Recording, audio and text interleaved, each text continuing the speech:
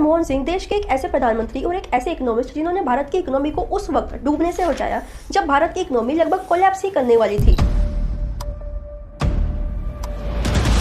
लेकिन साल 2014 तक दौर बिल्कुल बदल चुका था। अब कुर्सी पर मनमोहन सिंह नहीं बल्कि नरेंद्र मोदी आ चुके थे, जिन्हें इस बात का बहुत ही ज्यादा फख्र था कि उन्होंने रेलवे स्टेशन पर चाय तक भी बेची है। यहाँ तक कि जब साल 2016 में मोदी सरकार ने रातों रात 500 और 1000 के नोटों को बंद कर दिया, तब भी लोगों के मुंह पर गुस्सा नहीं था बल्कि एक गर्व था। लोगों का कहना यह था कि अगर मोदी सरकार ने किया है तो देश के भले के लिए ही किया होगा। वो कोई गलत काम नहीं करा, हमारा देश के लिए करा, अच्छा ही करा। जो ब्लैक मनी वाले के लिए मुंह तोड़ जवाब दिया। फिर उसके बाद कोविड आया, जब लगभग ये मानो कि पूरी दुनिया घुटने पर थी, लेकिन उस वक्त हमारा देश यानी कि इंडिया थालियां और तालियां बजा रहा था। क्यों? क्योंकि मोदी जी ने कहा है। अब देखिए, फैसला चाहे डीमोनेटाइजेशन का हो या फिर कोविड का हो, लेकिन लोगों ने उन फैसलों को सिर्फ माना नहीं बल्कि उन फैसलों को सेलिब्रेट तक किया। देखिए, जब भी कोई सरकार आती है तो उनके लिए दो मुद्दे सबसे ज्यादा बड़े होते हैं, एम्प्लॉयमेंट और इकोनॉमी।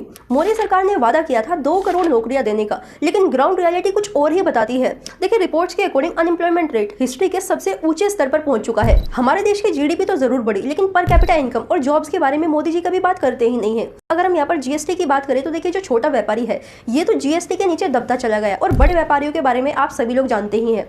और यहाँ पर अगर हम मेक इन इंडिया की बात करें तो देखिए, ये अब एक स्लोगन ही बनकर रह गया है। We want to make India a global manufacturing destination. और मीडिया, जिसे डेमोक्रेसी का 4th पिलर तक भी माना जाता है, अब उसकी जो मुश्किलें हैं ये भी पिछले कुछ सालों से बढ़ती ही जा रही है। और गोदी मीडिया जैसे जो शब्द है ये आम लोगों की जुबान पर अब कॉमन हो चुके हैं।